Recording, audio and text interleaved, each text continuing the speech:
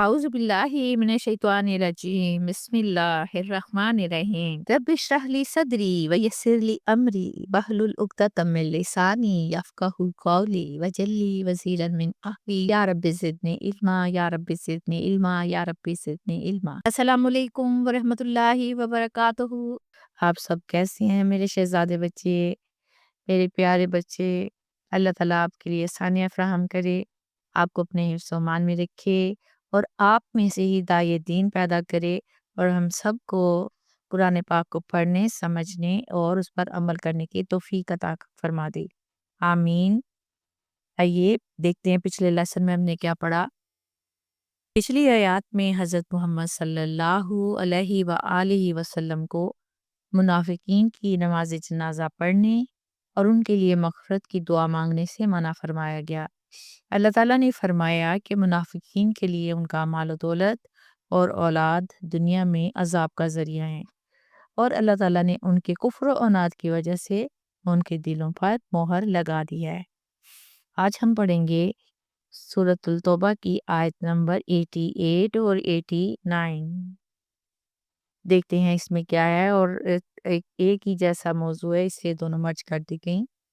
لیکن لیکن رسول والذین آمنو، اور ان لوگوں نے جو ایمان لائے، معاہو ان کے ساتھ، جہادوا باموالہم اور جہاد کیا اپنے مالوں، وانفسہم اور اپنی جانوں سے، واولئک لہم الخیرات، اور یہی لوگ ہیں کہ ان کے لیے بھلائیاں ہیں، واولئک ھم المفلحون، اور یہی لوگ ہیں جو کہ فلاح پانے والے ہیں۔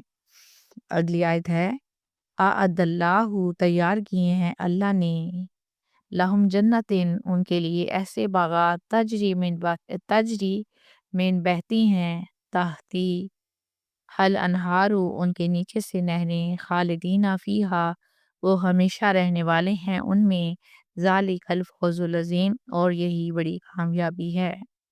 اس آیت میں سچے مومنوں کا ذکر فرمایا گیا ہے، جنہوں نے منافقوں کے مقابلے میں جنگ تبوک میں اپنے مال اور اپنی جان سے حصہ لیا۔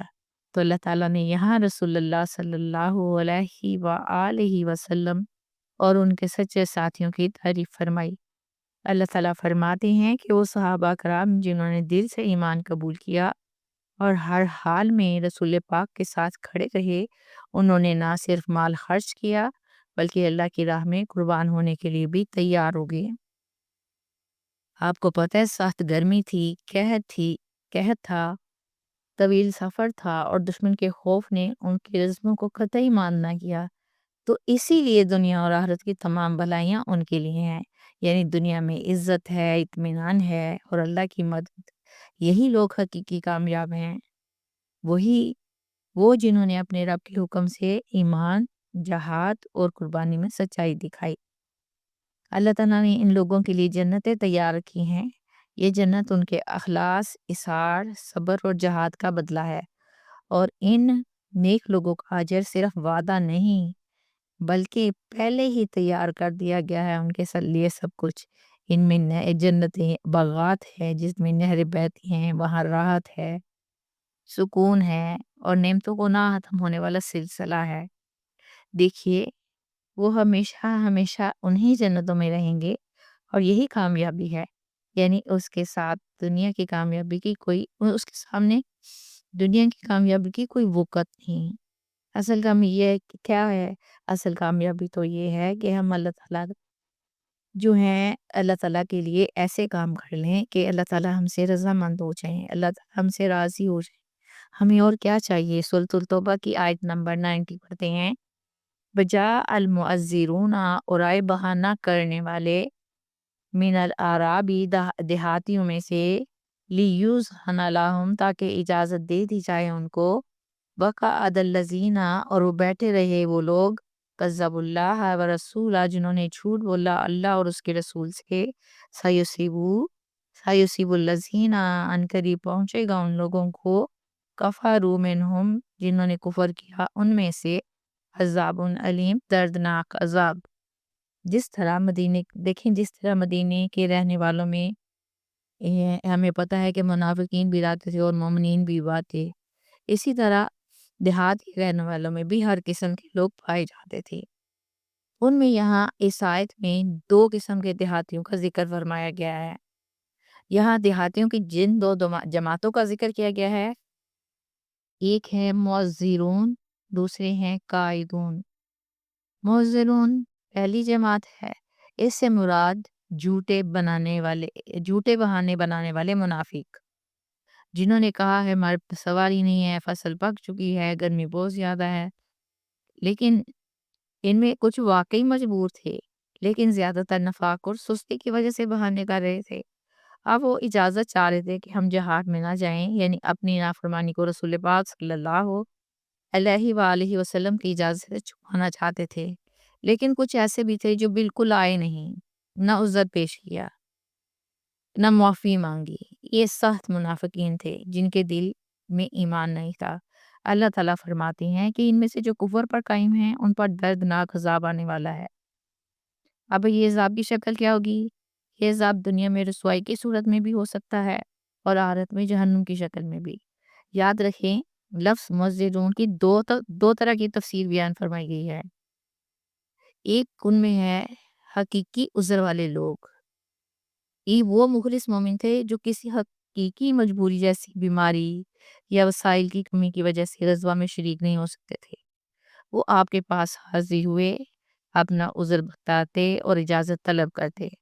اور دوسرے لوگ جو تھے، جو نام کے مسلمان تھے لیکن دل سے کافر تھے، اور انہوں نے تو آپ کے پاس آنے کی بھی زحمت گوارا نہ کی، یعنی جھوٹے عذر پیش کرنے والے۔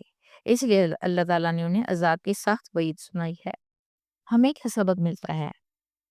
دیکھیں، اللہ تعالیٰ کے احکامات کی تعمیل میں سستی اور جھوٹے عذر اللہ تعالیٰ کے غضب کو دعوت دیتے ہیں، جبکہ حقیقی مجبوری والے کے لیے معافی ہے۔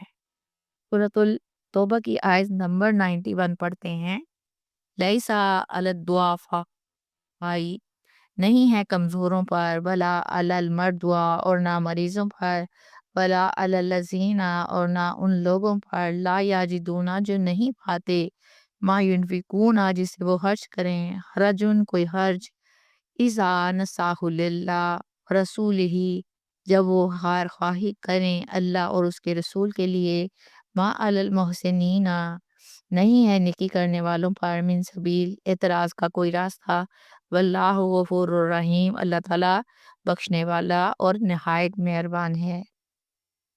جھوٹے عذر کرنے والوں کے بعد اب سچے عذر کرنے والوں کا ذکر کیا گیا ہے۔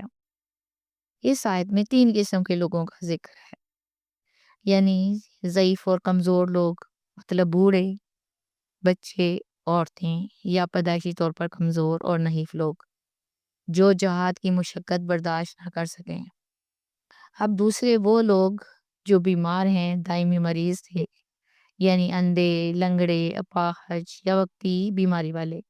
اور تیسرے جو خرچ کرنے کی قدرت نہ رکھے، یعنی غریب لوگ جو جہاد کے لیے سامان مہیا نہ کر سکیں یا سواری نہ ہونے کی وجہ سے محاذ تک نہ پہنچ سکیں۔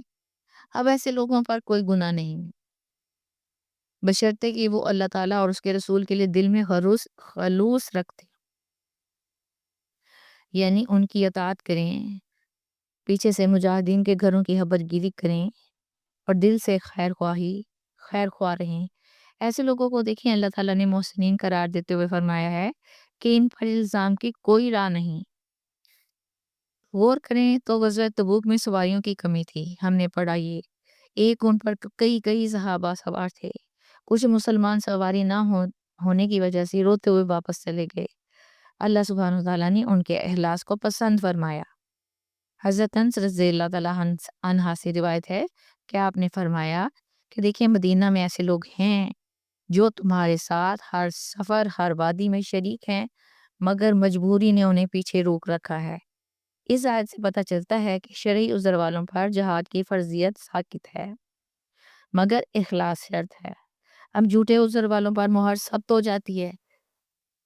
اللہ تعالیٰ کے احکامات میں حقیقی مجبوری جو ہے معاف ہے، مگر جھوٹ اور سستی غضب کا باعث ہیں۔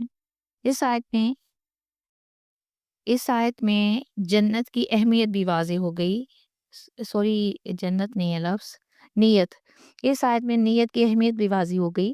طاقت یا وسائل نہ ہونا معذرت کا عذر ہے، لیکن اچھی نیت اور اخلاص بہت ضروری ہے۔ جو اللہ اور اس کے رسول کے احکامات کی پیروی کرتے ہیں وہ محسنین ہیں اور ان پر کوئی گناہ نہیں۔ آپ کو میری بات سمجھ میں ہو سکتا ہے کہیں کہیں کوئی دشواری ہو، گلا ابھی تک مشکل میں ہے، انشاءاللہ تھوڑے دن میں بالکل ٹھیک ہو جائے گا۔ میڈیسن تو لے رہی ہوں، لیکن ابھی شاید کچھ آزمائش باقی ہے، انشاءاللہ چند دن لگ جائیں گے۔